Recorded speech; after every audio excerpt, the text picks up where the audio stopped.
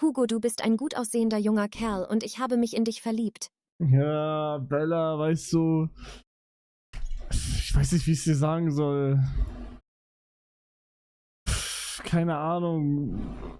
Ich empfinde. Heirate mich. Nein, kann ich nicht machen. Geht nicht, Bella, for real. Heirate mich. Nein, Bella, lass Heirate mich. mich. Nein! Bitte, Bella, jetzt chill doch mal. Chill, okay? Ich weiß nicht, wie ich sagen soll. Was wir denn kennen- los, Hugo?